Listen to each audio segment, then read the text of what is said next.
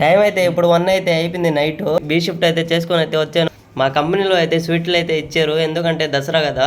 మళ్ళీ రేపు పొద్దున్న లేచి జనరల్కి అయితే వెళ్ళాలి గైస్. ఇంకేమి ఇచ్చారు మా కంపెనీలో చూద్దాం ఓపెన్ చేసి. గైస్ బరుగులు ఉంది, ఇంకోటి స్వీట్ డబ్బా ఉన్నట్టుంది. ఇంకా స్వీట్ అయితే ఇచ్చాడు, మిల్క్ కేక్ అనమాట.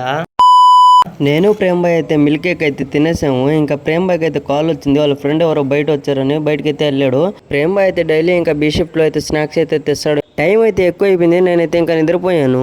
పొద్దునే 5:30కి అయితే లేసేసాను. అసలు నేను లేయాల్సింది 6:30కి అనమాట. ఇంకా 5:30కి అయితే మేలుకి అయితే వచ్చేసింది. సో ఇంకా బయటకి అయితే చూసే వెళ్తురు అయితే వచ్చేసామనింది. బ్రష్ అయితే చేసేసి ఇంకా కొద్దిగా బట్టలు ఉంటే దాన్ని అయితే నానపెట్టేసి ఇంకా నేనైతే స్నానానికి అయితే వెళ్ళిపోయాను.